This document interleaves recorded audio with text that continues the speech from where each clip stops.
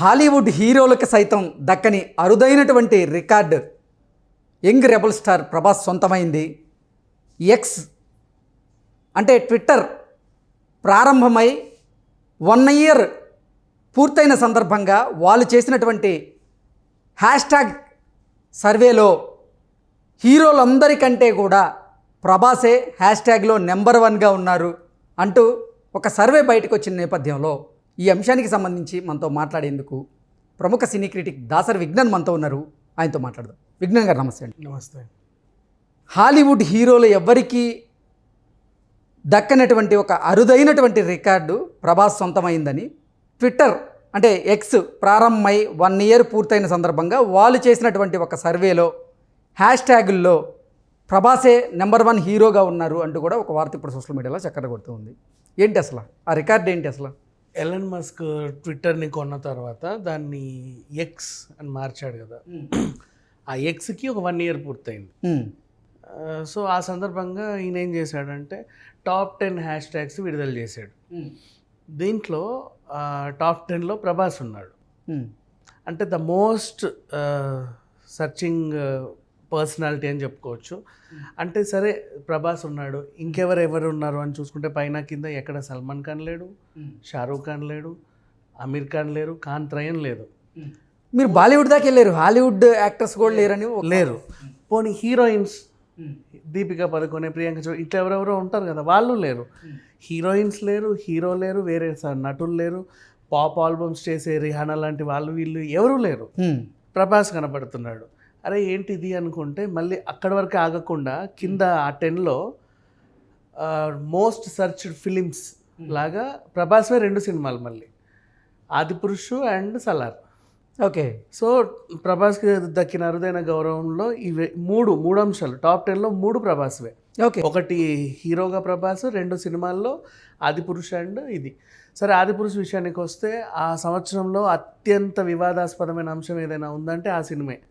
అంటే వాళ్ళు పోస్టర్ దగ్గర నుంచి సినిమా రిలీజ్ వరకు ఏదో ఒక అంశం పైన ఎప్పుడు వివాదం అవుతా అట్లా వెళ్ళింది అనుకుందాం. ఎప్పుడు పైకి తీసుకెళ్ళిందంటే దాని వెనకాల ఐమాక్స్ ఉంది. ఐమాక్స్ సినిమా ప్రమోషన్ భాగంగా ఒక డైనోసర్ వచ్చి ఐమాక్స్ దగ్గరకు వచ్చి ఇలా అరిచిన ఒక వీడియో ఐమాక్స్ రిలీజ్ చేసింది.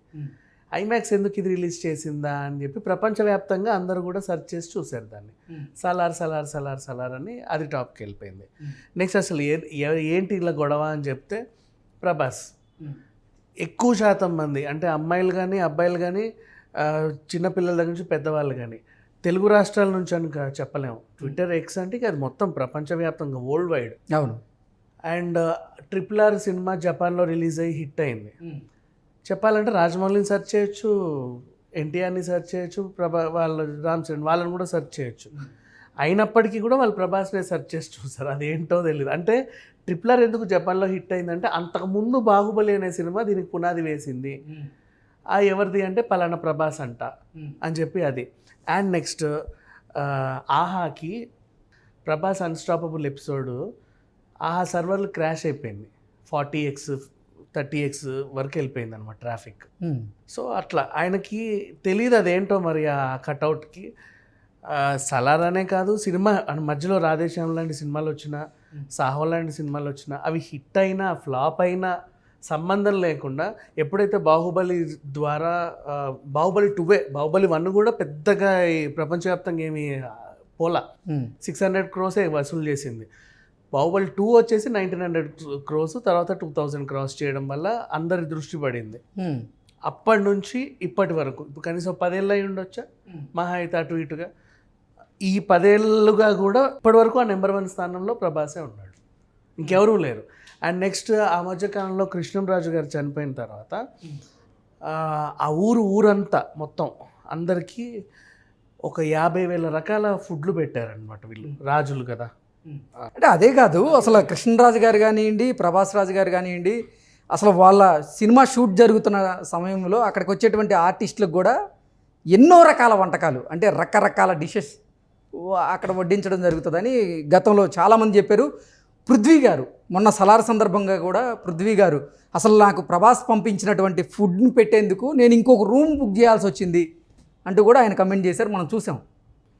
సో అట్లా ఈయన పేరు ఎప్పుడు లైమ్ లైట్లో ఉంటుంది. ఈవెన్ ఇప్పుడు హాలీవుడ్ స్టార్స్ కూడా లేరు. మొన్న లాస్ట్ టైం డియుఎన్ సినిమాకి ఆస్కార్ వచ్చింది, ఈసారేమో ఓపెన్ హైమర్కి వచ్చింది. ఏదన్నా అత్యంత వీక్షకులు ఏదైనా ఉండి బాగా సెర్చ్ చేయాలంటే ఇవి సెర్చ్ చేయొచ్చు. పైగా ఓపెన్ హైమర్ సినిమా వివాదాస్పదం కూడా అయింది. మన భగవద్గీతను కించపరిచారు వాళ్ళు, భగవద్గీత చదువుతా వాడు శృంగారం చేస్తాడు, ఇది అవమానం మాకు అని కూడా చాలామంది గొడవలు చేశారు. అంటే ఆది పురుష్ అంత గొడవలు కాకపోయినా ఓ రకంగా ఇది కూడా అయింది. అయినా సరే దీన్ని ఎక్కువ సెర్చ్ చేయాల. ఇంకా చెప్పాలంటే ముఖేష్ అంబానీ ప్రీ వెడ్డింగ్ ఉంది కదా, ఈ మధ్యకాలం చాలా వైరల్ అయింది. అది కూడా అంత ఏం లేదు. అంటే ఒక బిజినెస్ పర్సన్స్కి దక్కల, సినిమా పర్సనాలిటీకి దక్కల, ఒక రాజకీయవేత్తలకి దక్కలటువంటి అరుదైన గుర్తింపు ప్రభాస్కి దక్కింది. ఓకే, మీరు చెప్పినట్లుగా పారిశ్రామికవేత్తల్లో లేకపోతే ఇక్కడ బాలీవుడ్ యాక్టర్సో బాలీవుడ్ హీరోయిన్సో వీళ్ళకి దక్కని రికార్డు ప్రభాస్కి దక్కడం ఒక ఎత్తు అయితే, అసలు హాలీవుడ్ యాక్టర్స్ చాలామంది ఉన్నారు కదా, హాలీవుడ్ సినిమాలు ఎన్నో రిలీజ్ అవుతూ ఉన్నాయి. అవును అవును, అవెందుకు సెర్చ్ అవ్వలేదు? వాటిని కూడా బీట్ చేసి ప్రభాస్ నెంబర్ 1 ప్లేస్లో ఉన్నారా? అవును, అన్నింటినీ బీట్ చేసింది. ఇంకా విచిత్రం ఏంటంటే దీంట్లో ఫైనల్గా ఎలాన్ మస్క్ రిలీజ్ చేయడానికి కారణం, అసలు ఆ టాప్ 10 హ్యాష్ట్యాగ్లో ఎలాన్ మస్క్ లేడు, ప్రభాస్ ఉన్నాడు. ఆయన దాంట్లో కూడా ఎలాన్ మస్క్ గురించి కూడా మాట్లాడుకోవచ్చు. లాస్ట్ ఆయన ట్విట్టర్ని కొన్నప్పుడో సంచలనమే, దాని పేరు మార్చడం సంచలనమే. అవును, పైగా స్పేస్ ఎక్స్ రాకెట్ సంచలనమే. ఆ మధ్యకాలంలో టైటానిక్ చూడడానికి వెళ్తే బ్లాస్ట్ అయిపోయి అందరు చనిపోయారు, అది సంచలనమే. చాలా జరిగాయి. క్రైమ్ విషయాలకు వెళ్తే మొన్న బాలాసోర్ దగ్గర రైలు ప్రమాదము జరిగింది పెద్ద ఎత్తున. చాలా ఉన్నాయి ఈ మధ్యకాలంలో అంశాలు, ఒకటి కాదు రెండు. ఇన్ని అంశాలను దాటుకొని ప్రతి ఒక్కరు కూడా ప్రభాస్నే సెర్చ్ చేస్తున్నారు.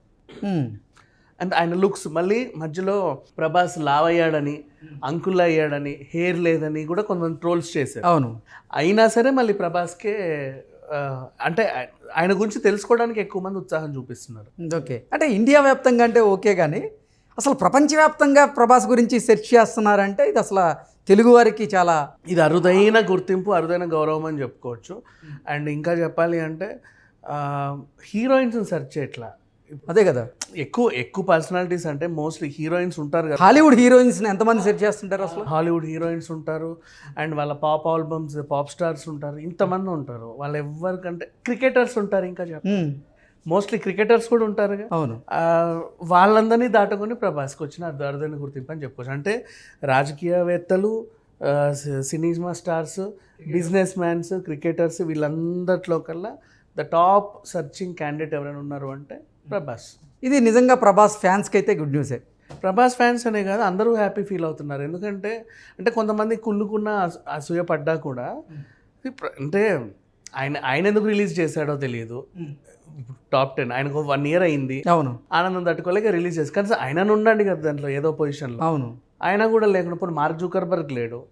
అండ్ ఇంకా చెప్పాలంటే అమెరికా ప్రెసిడెంట్లు ఉంటారు కొన్ని సందర్భాల్లో. అవును, ఇప్పుడు రష్యా వర్సెస్ ఉక్రెయిన్ యుద్ధం జరుగుతున్న నేపథ్యంలో అది లేదు. ఈ సర్చింగ్లన్నీ పక్కన పెట్టేసి ప్రభాస్ ఒకడే టాప్ 1లో ఉన్నాడు.